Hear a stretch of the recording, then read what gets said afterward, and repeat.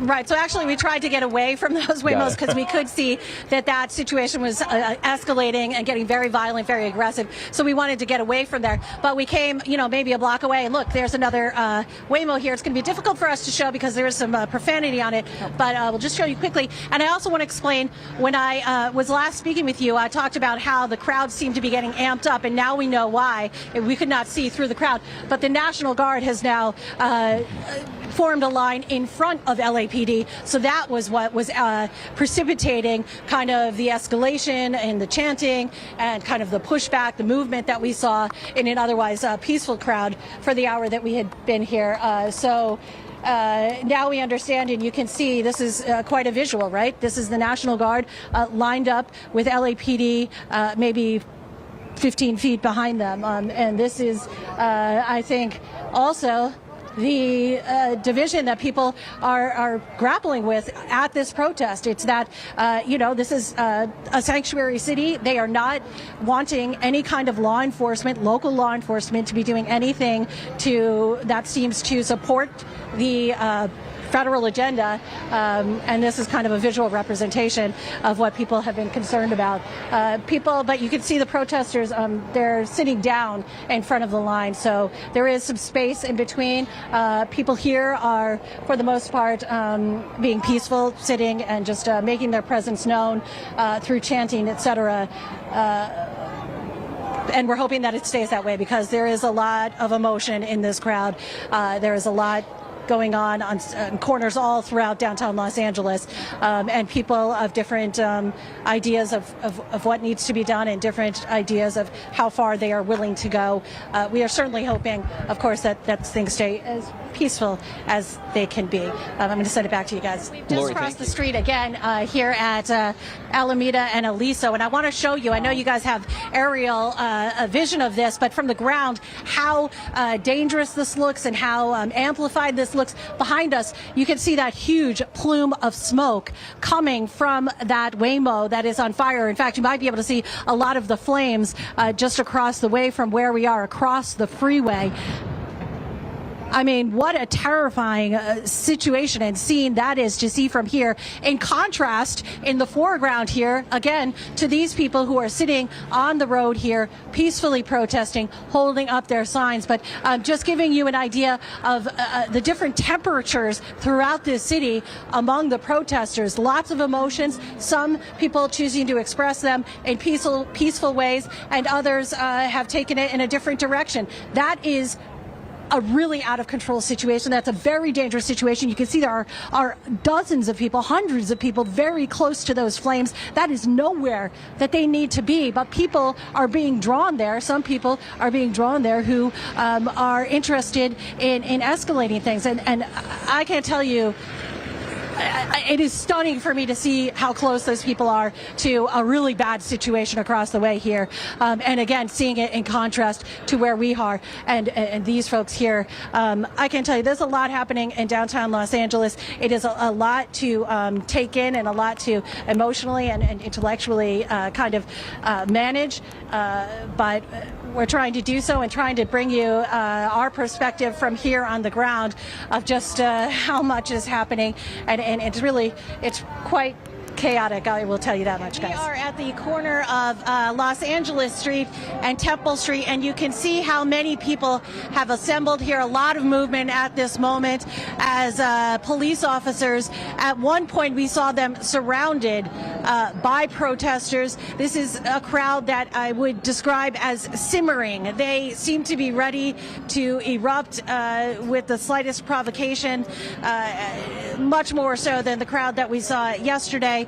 I will say that is tempered by many people who are yelling. We can hear them yelling, don't give them what they want. Don't do it. Don't give them what they want. So, on one hand, some people who seem kind of at the edge, and then on the other hand, people who are asking them to calm down, to keep things under control. But a very large crowd here has assembled. They are far outnumbering the number of police officers who are here.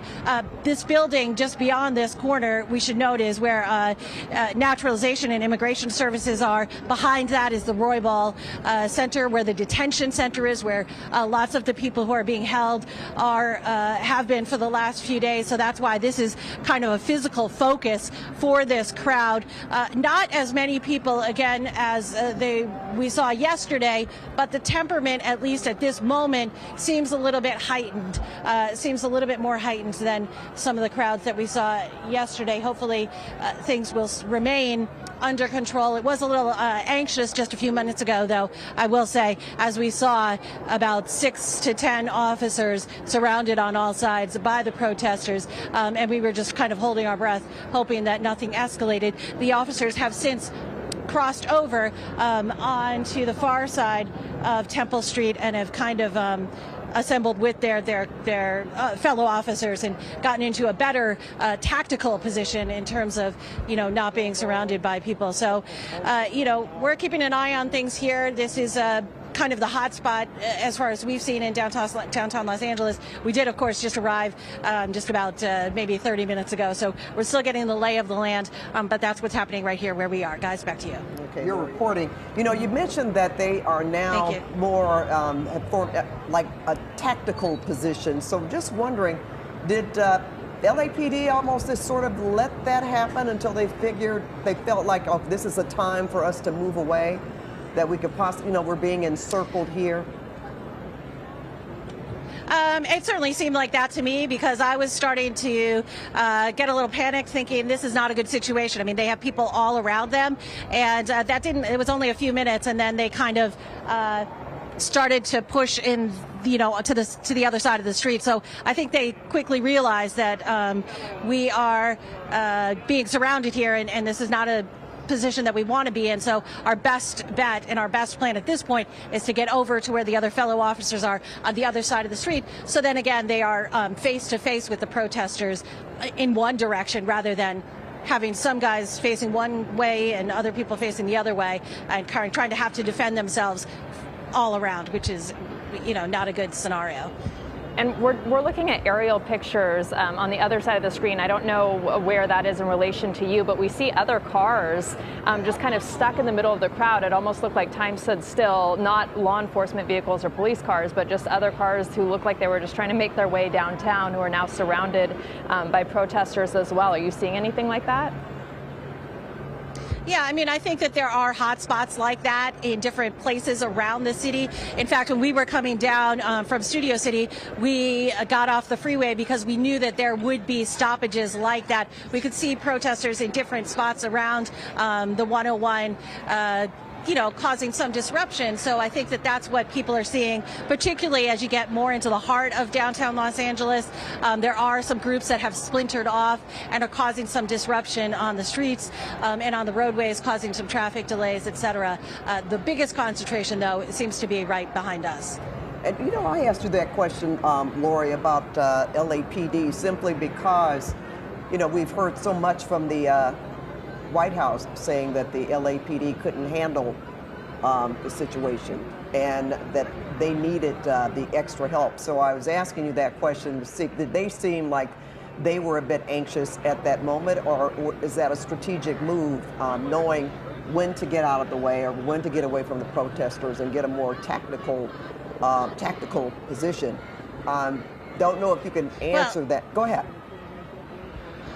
I will say, I mean, in my estimation from covering this yesterday in its intensity, and then, just the little short while that we've been here, I mean, to me, that is handling it, right? Because they're not engaging and they're not getting into a physical confrontation with any of the protesters and demonstrators. So that is their manner of handling it. And some would say that's the best manner of handling it, because, nothing is escalating. I don't know if, police officers are highly trained. I mean, I can't say that I saw any sort of anxiety or fear in their eyes in the moment when I was watching them surrounded. But I think they were focused, and I think if I had to guess, that was a conscious choice to, okay, let's move right now because we are in a spot that we don't want to be in, so let's move off that. And the good thing so far is when Rudabeh mentioned those cars that we just saw moments ago stop. We don't see anybody approaching them, you know, and with any kind of violence or, you know, movements that would be considered demonstrative of, you know, about to commit violence in some way by stopping them or not letting them move forward. Looks like they're there because they're pretty stuck. Yeah, and I think. Okay, now one's moving through. Well, and I think, yeah, I mean, that's what I was trying to convey is that along with the many demonstrators here who, of course, have some very passionate feelings about this issue, there seems to be a lot of people here who are trying to keep things measured and trying to reason with the people who are out here to keep things under control. You know, for the protesters' safety, for everybody's safety. So there is a big component of that group that we have witnessed even in just the first half hour here of people trying to say, let's keep things under control. In fact, you know, the crowd started to get a little antsy and we saw some movement in the middle of the street. And I saw two young women run out there and kind of push back some guys who were kind of jawing a little bit too aggressively, perhaps towards the line of police officers. And the two young women went up and kind of pushed them back and were, you know, trying to calm them down. So I think there's a mix of that going on here. And I think as the days go on, perhaps we'll see even more of that as people try to stay on mission and on message. And Laurie, I know you were out there over the weekend. How does this feeling compare to the way it was this weekend in terms of the tension? You said it was kind of simmering. That was the feeling you got earlier. Yeah, I think this is a little bit more hectic than the group that was here yesterday. And just demographically, I will tell you that yesterday when we were out there, it was a larger age range of people. There were, you know, young and old kind of mixed together. This is a decidedly younger crowd that is out here, which, you know, young people are passionate. And so perhaps that speaks to why they are a little more amped up. So that's why I was saying it feels a little bit like this crowd is simmering on the edge of, you know, ready to go should they get some sort of provocation or what they perceive as provocation from law enforcement. Now, Laurie, are they listening to someone? And I guess my question is there you know, someone talking to the crowd, not just telling them to remain calm, but why they are there? Because, you know, over the last couple of days, we did see people. I had asked Jasmine Veal. She said, yeah, I see some people with megaphones that seem to be organizers, trying to keep the crowd in order, if you will. But, you know, sometimes in these kinds of demonstrations, we hear someone, you know, reiterating why they are there. So I'm just wondering. Yeah, we have not seen that. Okay. We haven't seen that in the short time that we have been here. Like yesterday, you know, we certainly heard organized chanting and, as you said, people on megaphones kind of talking about the reasons why they were out. We have not seen that yet here today. It seems to be more just some kind of face-to-face confrontation with the law enforcement. That's not to say it's not happening. It's just that we are not hearing it. And now you hear some bangs, right? And you see lots of things getting thrown at the direction of the police officers. I didn't want to be in this direction. Woo, let's get out of here. Yeah, we definitely want to make sure you're safe. I don't want to get...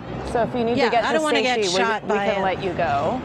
Yeah, we just noticed that we're looking at a live picture here where the police looked like they were moving to